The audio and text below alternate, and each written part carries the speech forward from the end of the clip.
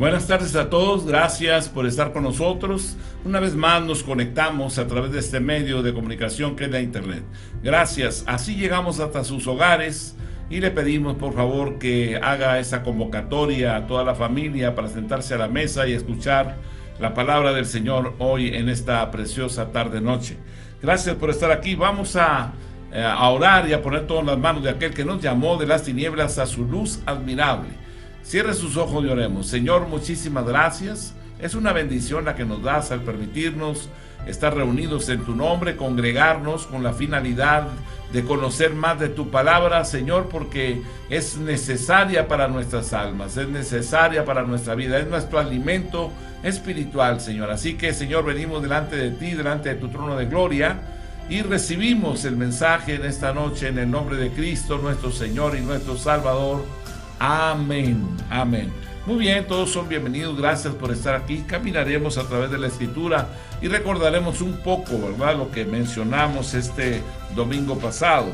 Y es uno de los ejemplos, ¿verdad?, sobre identidad espiritual. Y habíamos tomado a David como un hombre determinado, decidido, que no fluctúa, que confronta circunstancias aún extremas, difíciles, donde la vida va de por medio, pero él confiadamente deposita las acciones, las decisiones en el Señor, y el Señor ha resuelto los grandes problemas de su vida. Él es un hombre adolescente, ha sido llamado para el servicio a Dios, y claro, cuando va Samuel a ungirlo, pues él es un niño, bueno, para nosotros un niño, para el pueblo de Israel, ¿verdad? Consideramos el pueblo de Israel, o la nación de Israel, como un pueblo que a los 12 años se consideran a cada uno de aquellos niños o jóvenes o adolescentes de 12 años, se les considera ya hombres, ya con capacidad de decisión. Así, de esa forma, entonces a David es llamado y se le presentan la razón por la cual se le llama la casa de Isaí, su padre. Y ahí, en ese momento, él es ungido por Samuel y el Espíritu de Dios viene sobre él. Y el Espíritu del Señor se aparta de Saúl y viene sobre David. De esa manera, entonces, él lo vemos como participa posteriormente en apacentar el alma de Saúl tocando el arpa, y después lo vemos confrontando a uno de los gigantes, ¿verdad?, que salía a retar a los escuadrones de Israel. De esa forma, entonces, David, a esa edad de adolescente, confronta al gigante. Y mi amado hermano, definitivamente creo que cada uno de nosotros en determinados momentos estamos confrontando situaciones complicadas y difíciles. Pero sea lo que sea, debemos recordar siempre que Dios está con nosotros, que Él es todopoderoso, que Él es el creador de lo visible y de lo invisible, que Él es el Dios que hace maravillas, el Dios que sustenta nuestras vidas, el que nos tiene esculpidos en la palma de su mano. Él es el Dios único, el Dios verdadero y eterno. Entonces, no debemos de desubicarnos, sino entendiendo que tenemos una relación con Dios y a la misma vez una identidad, porque sabemos de dónde venimos y hacia dónde vamos, ¿verdad? He estado con familias que en algún momento, ¿verdad?, los hijos han sido adoptados, y ellos siempre, ¿verdad?, que se encuentran con la realidad de que han sido adoptados, que se enteran que han sido adoptados, hay algo que comienza a inquietarlos en su interior. ¿Quién soy yo? ¿Quiénes son mis padres? Y quieren saber su origen, conocer su origen. Y hemos caminado con familias, ¿verdad?, donde los hijos se fueron a buscar a los padres verdaderos, ¿verdad?, o a los padres que los engendraron. Y en ese momento, claro, los padres adoptivos se ponen tristes en grande manera, y estos hijos van a buscar a los padres a los lugares donde saben de dónde vinieron o de dónde son, y andan preguntando aquí y allá, de alguna forma buscando los datos para dar con ellos. Y posteriormente los vemos regresar a algunos de ellos o a muchos de ellos. Algunos pues encuentran que realmente los padres no tienen la capacidad de encargarse de ellos por diferentes causas, ¿verdad? Y ellos regresan. Pero la identidad, el hecho de saber quién soy, de dónde vengo, a dónde voy, eso es fundamental en la vida de todos los hombres. Así que necesitamos una identidad, ¿verdad? ¿Quién eres tú? Pregúntate tú cada día. ¿Quién soy yo? ¿Para qué soy llamado?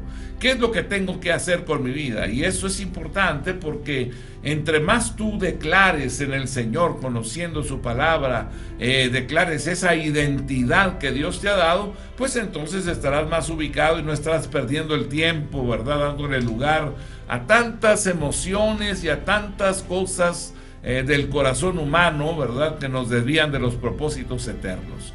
Así que necesitamos realmente hoy más que nunca esa identidad clara para nuestras vidas.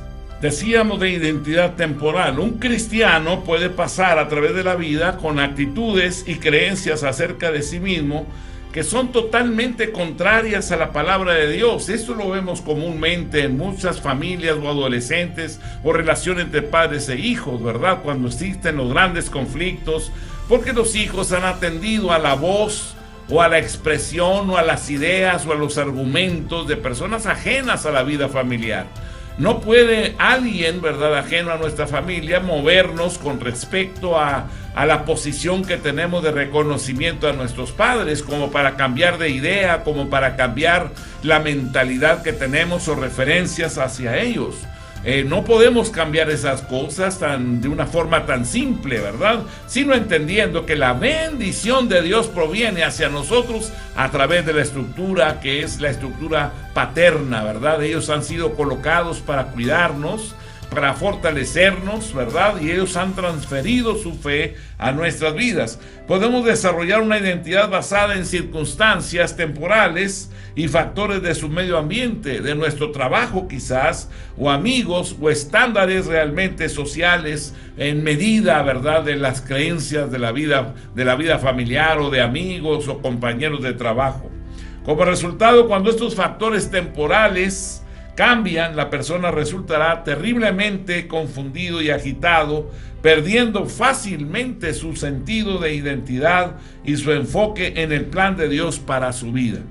Si un cristiano no construye su identidad en la sólida roca de la palabra de Dios, que es una identidad permanente, la que Dios nos da, ¿verdad?, él nunca entonces podrá experimentar la seguridad. No podrá una persona que no edifique su identidad en la palabra disfrutar del éxito y el servicio vital que Dios está tratando de darnos o de darnos a todos aquellos que hemos creído en él. Entonces, necesitamos afirmarnos bien en la fe y permanecer, ¿verdad?, con nuestra mirada puesta en aquel que nos llamó de las tinieblas a su luz. La identidad eterna, ¿verdad? Hay una identidad temporal, pero hay una identidad eterna y es la que Dios nos ha dado a cada uno de nosotros. Parte del trabajo de Dios para renovar nuestras mentes y transformarnos a la imagen de Cristo es establecer en nosotros una identidad nueva y eterna. El resultado de esa nueva identidad será sentido de seguridad, estabilidad y propósito, ¿verdad? Esa identidad eterna realmente nos va a llevar a experimentar algo que usted y yo no conocíamos, ¿verdad? Si no conocíamos a Dios, entonces ¿cómo disfrutaríamos de la paz de Dios en nuestras vidas? Estábamos disfrutando una paz, ¿verdad?, que no era real, una paz basada en otras cosas temporales que realmente no estaban fundamentadas en la Escritura. De esa manera entonces, ¿verdad?, no podríamos nosotros encontrar el sentido de seguridad, tampoco de estabilidad y propósito que ninguna crisis en la tierra va a poder estremecer, ¿verdad? En la identidad eterna nada se mueve, porque son absolutos, ¿verdad?, los valores que Dios nos enseña. Esta identidad se establece a través de una meditación continua y de un diligente estudio de la palabra de Dios, así como también de poner en práctica los principios de fe, ¿verdad? Ahora, usando la palabra de Dios, ¿verdad?, buscamos establecer la identidad, una identidad real, ¿verdad? Y para que esto se afirme, no es estar repitiendo o considerando, contemplando un pasaje bíblico o una promesa de Dios para que yo repitiéndola 1000 veces se cumpla en mi vida. Claro que no, ¿verdad? Necesito creer Y esto es algo que tengo que estar revisando muy bien en mi corazón, de que la fe esté firme en el Señor, ¿verdad? La primera cosa entonces, que cuando yo use la palabra de Dios para establecer esa identidad, es creer. Necesito creer. El primer paso en el proceso de construir esta identidad es creer. La fe es una ley poderosa de cambio de vida. Personas que dicen creer no pueden cambiar porque no han creído, ¿verdad? Creí, por lo cual hablé. Si creo, entonces vivo. Si creo, entonces lo aplico. Si creo, entonces permanezco. Si creo, entonces no hay nada que me aparte de lo que me he propuesto hacer. Romanos capítulo 10, versículo 10. Porque con el corazón se cree para justicia, pero con la boca se confiesa para salvación, ¿verdad? Porque con el corazón se cree para justicia, ¿verdad? Pero con la boca se confiesa para salvación. Aleluya, gracias a Dios. Hay dos cosas importantes. Una de ellas es el área interna mía, el hombre nuevo que Dios colocó en mí. Tiene la capacidad de escuchar a Dios, de creerle a Dios, de permanecer en la fe, de poner en práctica la palabra, de ser fiel. Hay todas esas cualidades espirituales que se encuentran en el hombre nuevo, ¿verdad? De modo que si alguno está en Cristo, nueva criatura es. Las cosas viejas pasaron, aquí todas son hechas nuevas. Bueno, pues estos versículos nos marcan a nosotros que Dios nos ha hecho de nuevo, ¿verdad? Y con el corazón debo de creer.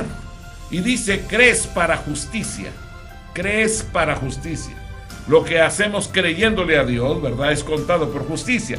Pero con la boca confesamos para salvación, para que se ejecuten las cosas en nuestra vida. Segunda de Corintios capítulo 4, el versículo número 13. Pero teniendo el mismo espíritu de fe, conforme a lo que está escrito, creí, por lo cual hablé.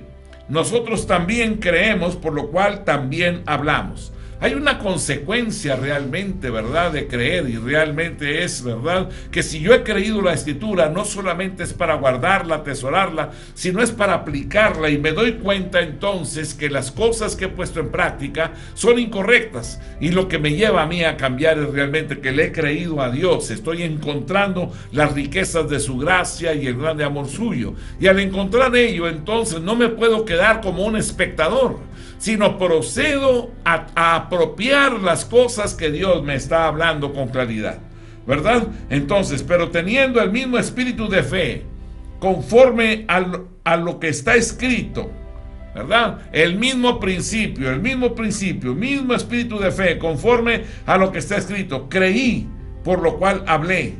Nosotros también creemos, por lo cual también hablamos. Si lo creemos, entonces lo pondremos en práctica. Si lo creemos, entonces viviremos lo que hemos creído.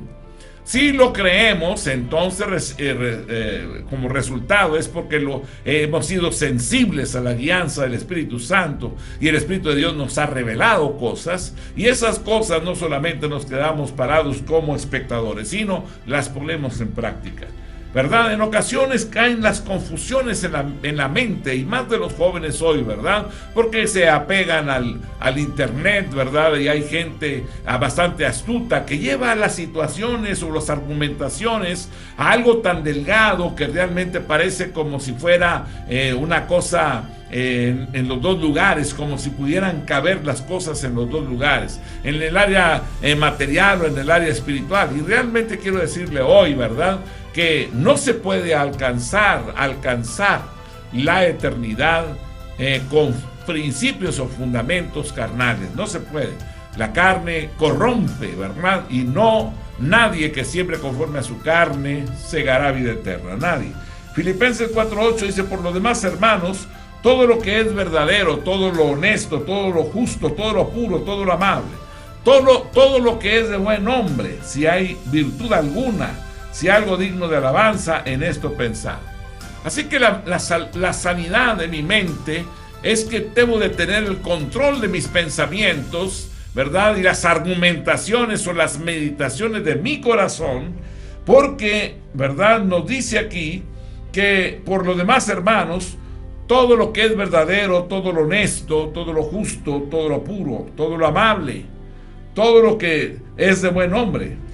Y dice, si hay virtud alguna, si algo digno de alabanza, en esto pensad, significa tome el control de sus pensamientos y deje de estar divagando entre ellos, ¿verdad? Para dudar o para colocar algo diferente al fundamento de la ley de Dios, ¿verdad? ¿Por qué? Porque hay muchas voces en el ámbito espiritual, ¿verdad?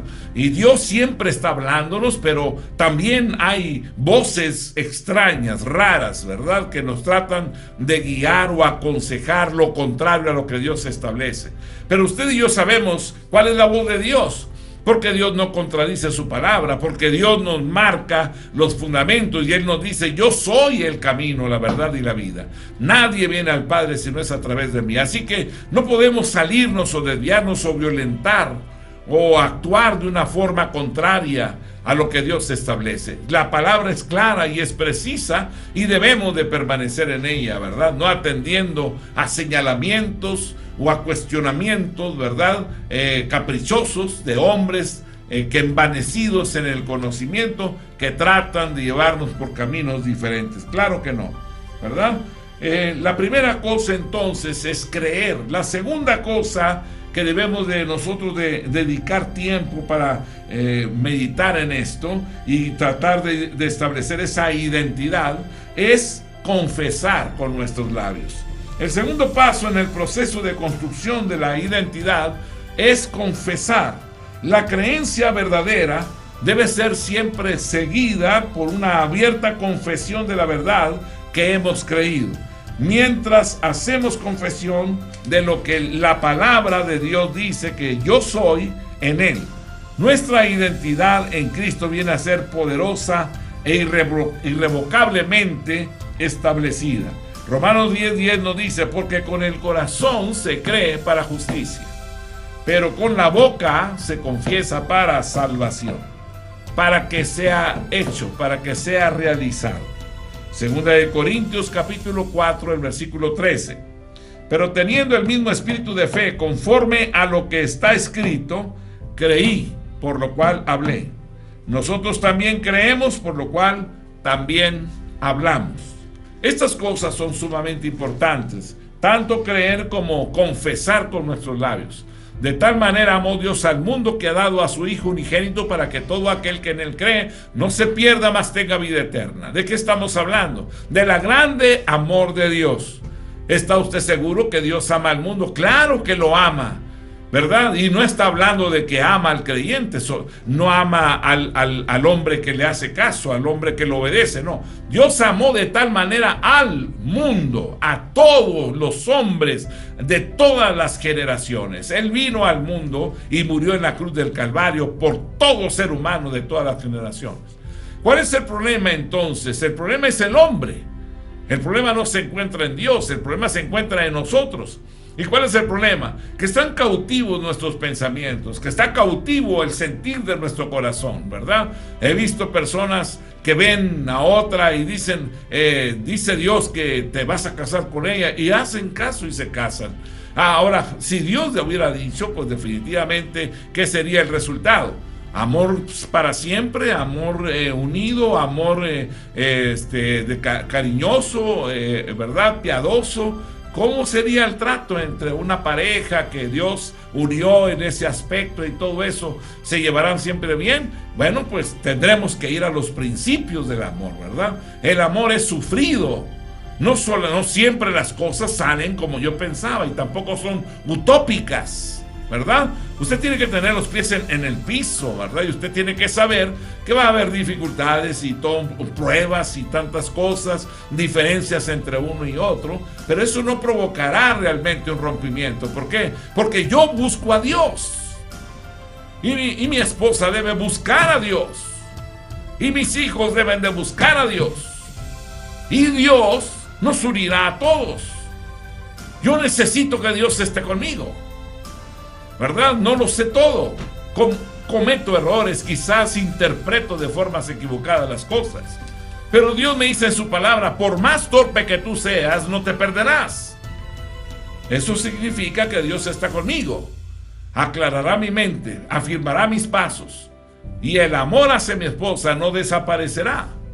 Permaneceré junto a ella todos los días de mi vida. aunque habrá momentos en el cual sienta que como que no es la persona adecuada. Pues desde el momento que nos casamos es la adecuada, y eso debe ser definitivo. No tengo que estar dudando nada, absolutamente.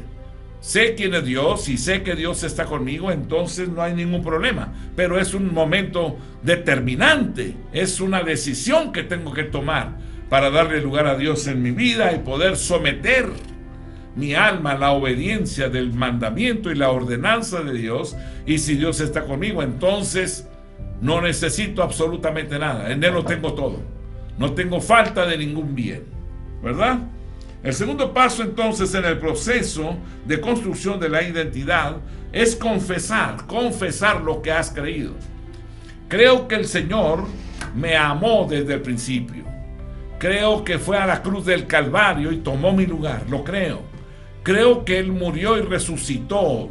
Creo que ascendió al cielo y está sentado a la diestra de la potencia del Padre. Creo que cada día me guía. Creo que Él me aconseja. Creo que Él está conmigo y aclara mis pensamientos para tomar las decisiones correctas más importantes en mi vida, y en toda decisión Él me da sabiduría. Él me da la libertad, porque Él dice que si la verdad me haría libre, estoy conociendo la verdad y cada día me siento más libre. De esa manera camino y practico la palabra. Soy guiado por el Espíritu Santo. Tengo la fortaleza del Eterno. Clamo a Él y Él me responde. ¿Por qué puedo decir estas cosas? Porque están escritas, porque Dios las dijo. Y Dios dice que las cosas que Él ha hecho son para mí. Así que las apropio y no permito que nadie pueda venir a quitarlas de mi corazón y de mi mente. Esto es lo que me lleva a mí, en algún momento determinado, después de creerle a Dios, a confesar día con día la perfecta voluntad de aquel que nos llamó de las tinieblas a su luz admirable. Segunda de Corintios 4:13 dice: pero teniendo el mismo espíritu de fe. ¿Qué dice Dios? Teniendo el mismo espíritu de fe, conforme a lo que está escrito. Cuando se habla de fe, se habla de fe en lo escrito. Por lo cual hablé. Nosotros también creemos, por lo cual también hablamos. La acción es importante, porque es una de las partes en las cuales nuestra identidad se establece.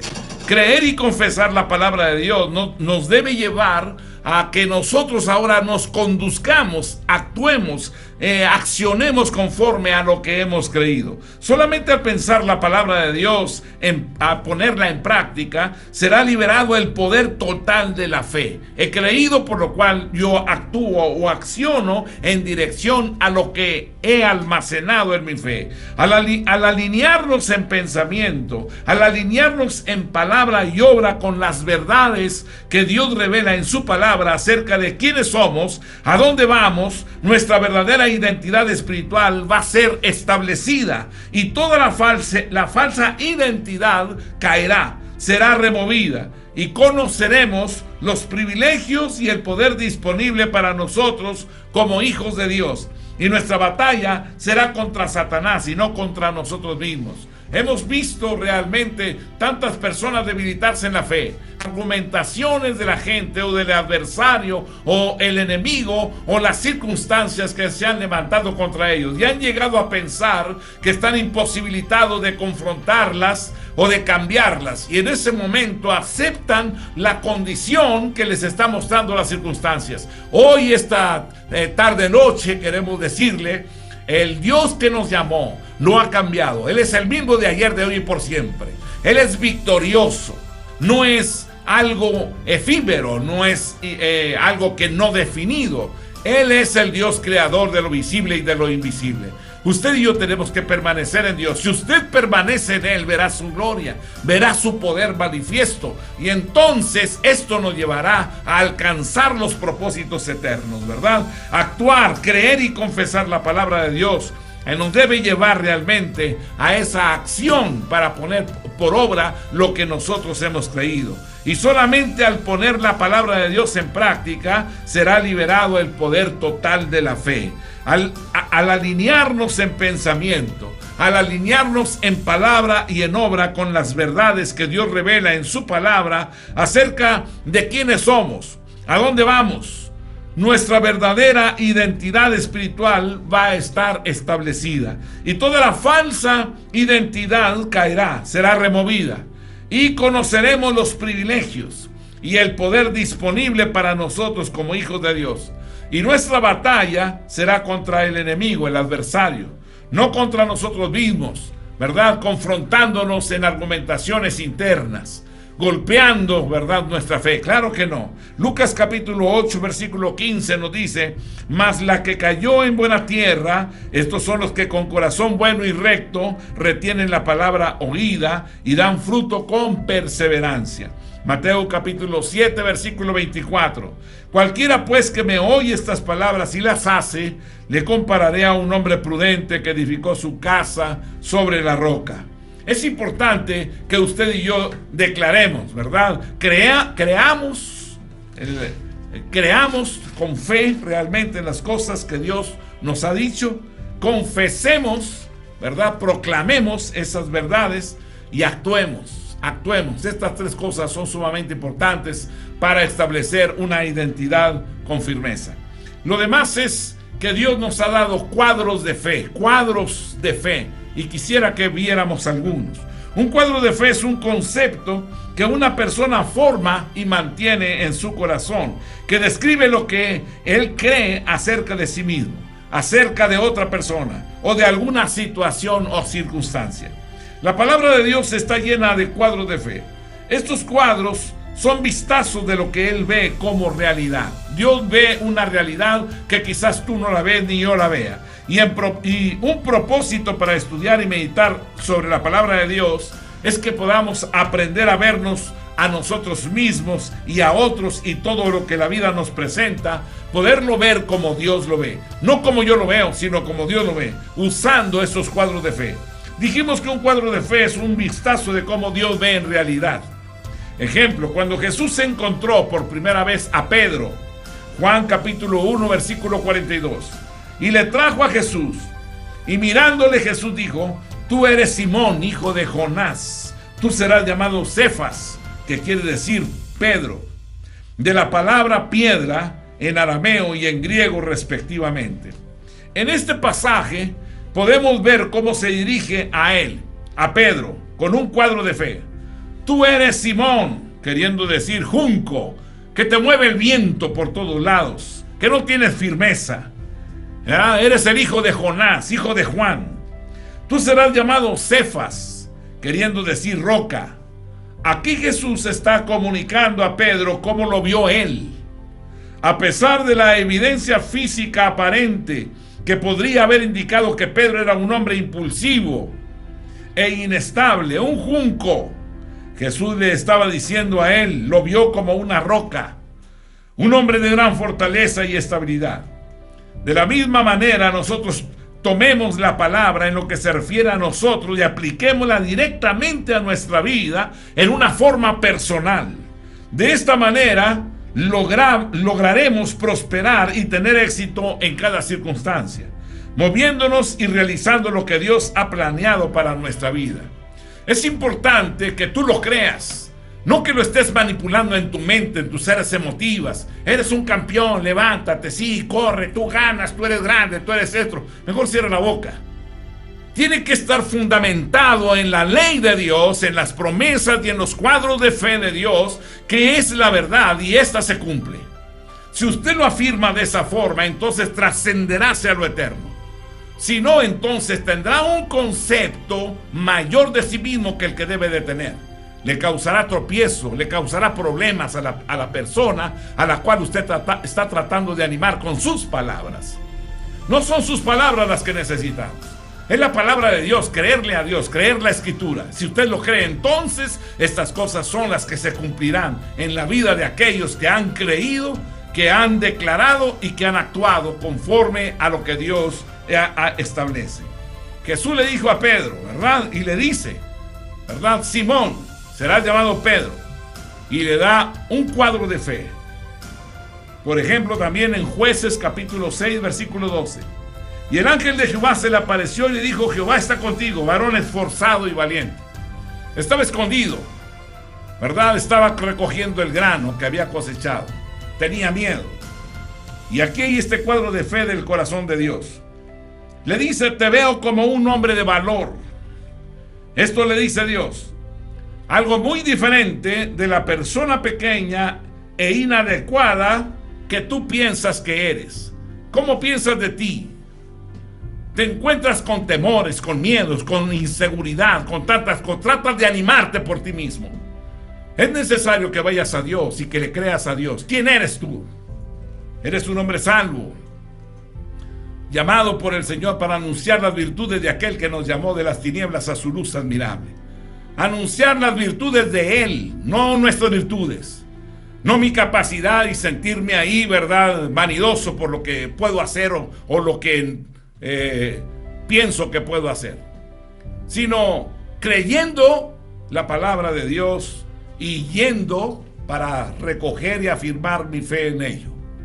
Y estas cosas son las que trascienden. Y estas cosas son las cosas permanentes. Porque el Dios en el cual creemos no ha cambiado.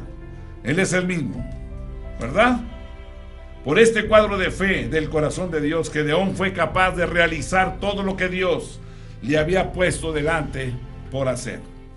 Así que este hombre se levantó y este hombre obtuvo la victoria. Por una razón: le creyó a Dios, lo declaró y actuó conforme a ello. Tú y yo estamos hoy esta noche aquí. ¿Qué piensas de ti mismo? ¿Quién eres? ¿Quién eres tú? Es necesario que tomes tu identidad y que el Dios del cielo nos ayude. Vamos a orar y a pedirle a Dios que Él obre en nuestras vidas de esa forma. Cierra tus ojos. Señor, muchas gracias. Aquí estamos, Señor, creyéndote, declarando, oh Dios, la salvación que has dado a nuestras almas. Nos levantamos en tu nombre para anunciar las virtudes tuyas. Se cumpla tu propósito en nuestras vidas, en el nombre de Jesús, nuestro Señor y Salvador. Amén. Amén. Mis amados hermanos, Dios les bendiga a todos. La paz de Dios sea con ustedes. Gracias por estar con nosotros hoy aquí esta noche. Dios les bendiga a todos. Amén.